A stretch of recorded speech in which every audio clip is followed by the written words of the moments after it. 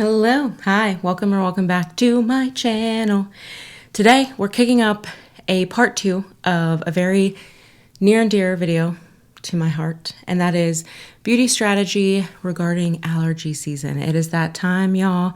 So we're gonna dive into even more tips and tricks for keeping yourself looking your best, feeling your best during allergy season, specifically when it comes to your glam. So if that sounds good to you, I hope you'll stick around, hang out, and let's dive right in.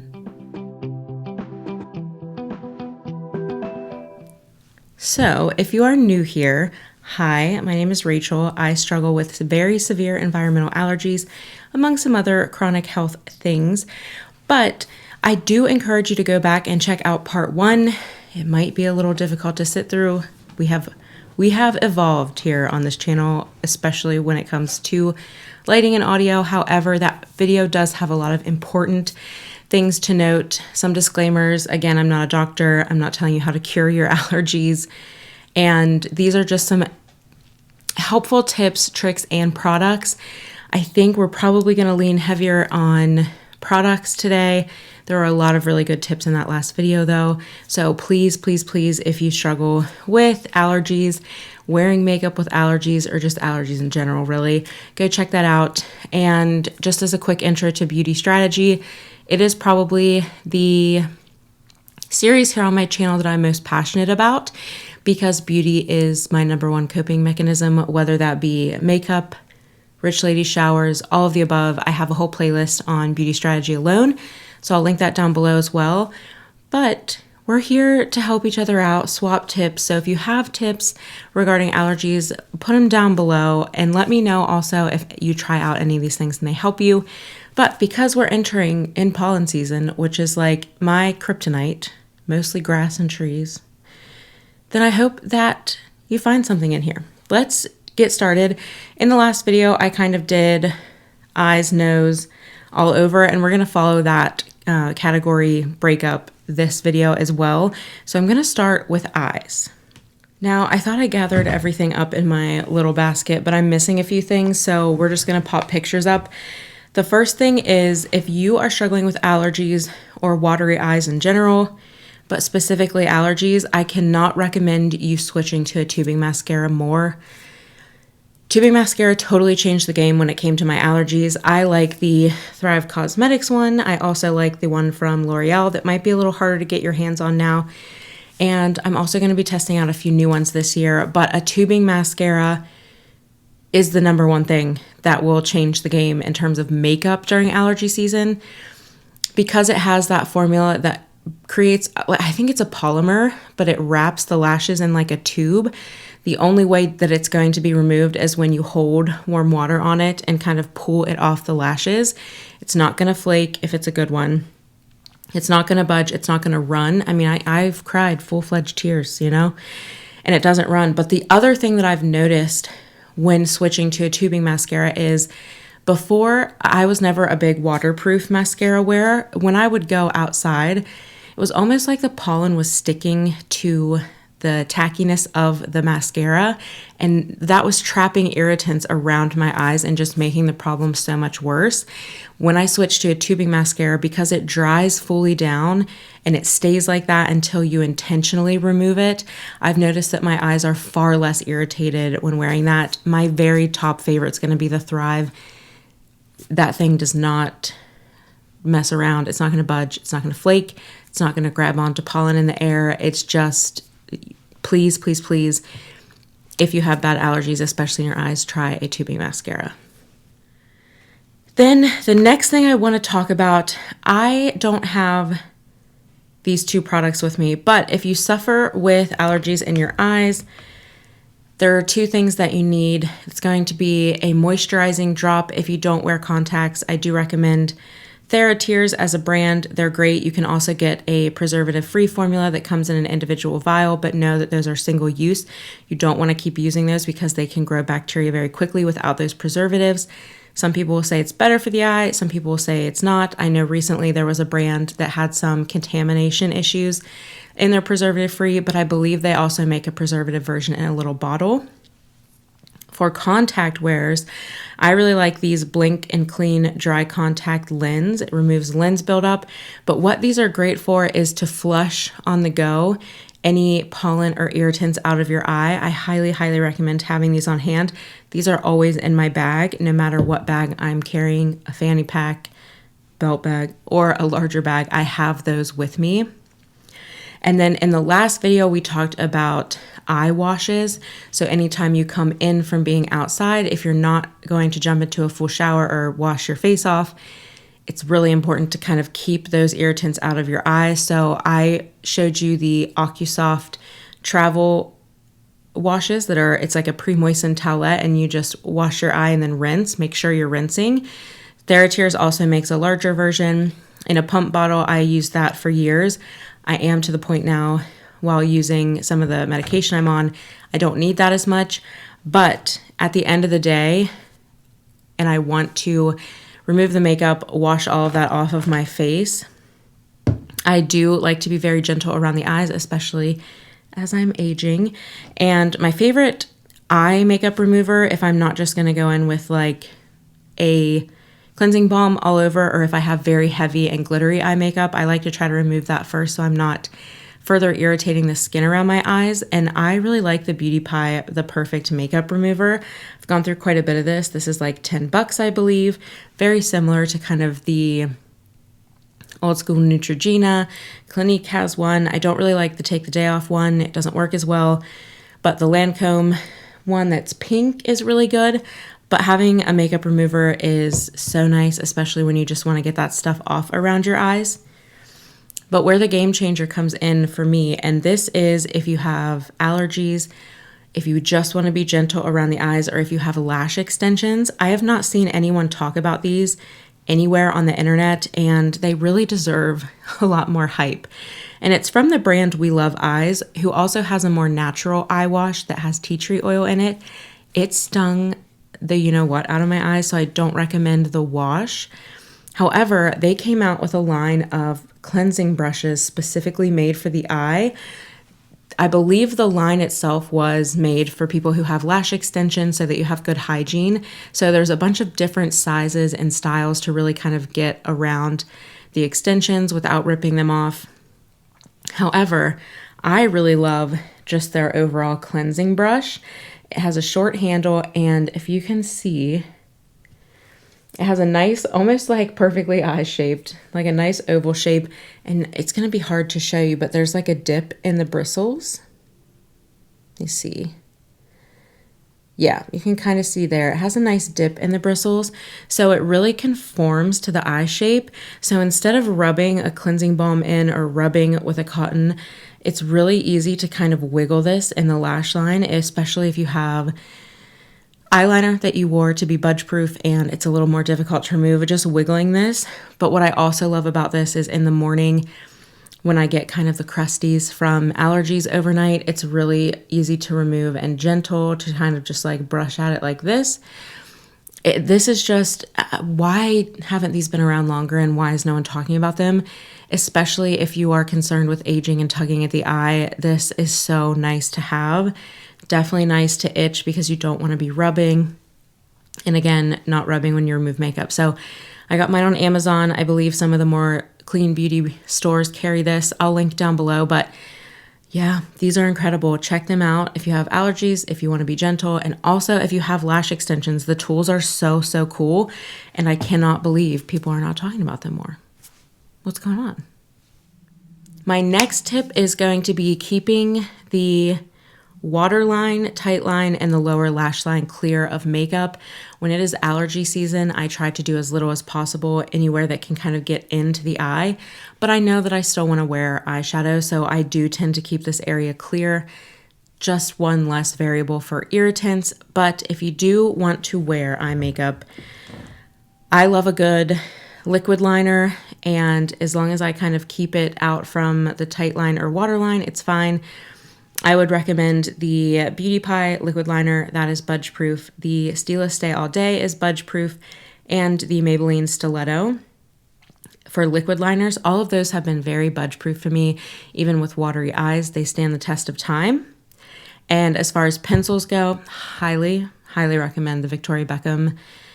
They're just, I've said this, I think this is the third or fourth time. I've been in a rainstorm at a concert with tight line, waterline, and smudged along the lash line. There was not a smudge or drip of black down my face to be had. So I'm insanely impressed with those. Highly recommend those as well. So that's going to cover the eye portion of this video. Again, if you have any questions, I would love to know. So let me know down below. But also that first video is going to cover a lot. I will throw one last little plug for Pataday or olapatadine eye drops. If you haven't heard of these and you are really struggling with allergies in your eyes, talk to your doctor. They're going to need to monitor eye pressure. But I like to plug these because these got me back into contact and back into makeup. And they're part of my allergy medication regimen, and I will never be without these. They're so good. Then moving into nose, I have to replug Boogie wipes because we talked about these extensively in that first allergy video. So if you want details, go check that out. But I want to just say GRAPE is going nowhere, and GRAPE is now available on Amazon, and you bet your hiney I stocked up for the current allergy season. Basically, it is a simple saline wipe that really helps kind of clear the nasal passages. I always have these with me as well, and there's one at my desk, one in the chair that I sit in all the time, and one in my nightstand. These are just the bee's knees. Then also, I just have tissues everywhere. Second tip, I've got a box on my desk, a box by my chair over here, a box by my bed, a box in the bathroom, a box in the living room. I prefer the soothing lotion, but I wanted to call out these. They are shaped for cup holders in the car. I keep one in the cup holder that's down by the driver's side door. Love having those in my car. You just never know when you're going to need to clean up a situation, you know? And then I want to touch on nose sprays. It might be controversial. It might not be for you, but I just wanted to pass along the specific one. I don't have it anymore. I haven't really needed nose sprays, but I'm saying that as my allergies are really starting to heat up, so I probably will pick one of these up, kind of get a new one every year. But it is the Nutribiotic Citrus Nose Spray, so I'll pop a picture up. You can get it on Amazon. All it is a saline nose spray with a little bit of grapefruit extract. It is a touch spicy, but it's not as spicy as the xylitol nose sprays from like Xyclear. I really like this one. I found it through my functional medicine practitioner, and it really does clear the sinuses. It's a beautiful product. I think you could use it, 2 to 3 times a day. I wouldn't go overboard, but when I'm like really, really struggling, I definitely like to have those on hand. So I just wanted to throw those in there. I don't hear a lot of people talk about them. I've never really had a doctor talk about them, but my functional medicine guy. So those are great too. Then moving into all over. These two products, I have no shame in. Okay. And the first one is the GVS Eclipse Respirator. Fairly affordable. I paid $35. That was a couple years ago. But if you are like me and they are very extreme allergies, I went into anaphylactic shock during allergy shots. It was kind of an extreme situation, but I'm very, very allergic to environmental allergies. Anyway, this respirator is absolutely great if you need to help your significant other or friend with yard work, or if you're doing anything that's really going to be kicking up a lot of pollen and those irritants in your face. It's just a great respirator to have, fairly inexpensive. You can get the refill filters on Amazon as well, and it works amazing for me. I have been able to help with some of that yard work without issue. Then the second one is Vogmask. So they used to have vented respirators, but now it's just a cloth face mask. But it is, I want to say, I'm like not a professional in the world of, I think it's higher than an N95. I think it's an N99 rating, and it's just a cloth mask. I definitely have no shame wearing that around when I need protection, if I'm hiking and it's in an area and a time where there's high pollen. If I'm just going to be outside at a softball game, now that we have moved past Miss Rona. I don't think that anyone should be ashamed or embarrassed to wear a respirator mask like this. And I'm sorry, these aren't respirators, they're just cloth masks, but this has really helped, and they have a tying function so that you can get it really tight enough that it doesn't allow any of those contaminants to get in through the mask. And now that Miss Rona's over, they're a lot easier to get your hand on, so I will link those down below as well. But don't be ashamed to protect yourself if it's going to make you feel better. I would much rather feel better than care if someone thought I was a weirdo, because that GVS respirator, it makes you look like Bane a little bit, but that could be a whole mood. And if someone has a problem with you protecting yourself, they can just, hit the road, Jack. So I would highly recommend those two kind of personal protection equipment, if you will, a little PPE action. Then the next thing I wanted to talk about is, in that first video, I talked about carrying a small makeup brush with me to kind of itch my face. I am now on the powder puff train. I got this pack at Amazon. Don't mind the spectral shine on one side, but this is even gentler and doesn't disturb makeup to just itch the nose anywhere that you are. Itch under the eyes, tap, get your mind off of it. Super compact, easy to throw in the bag.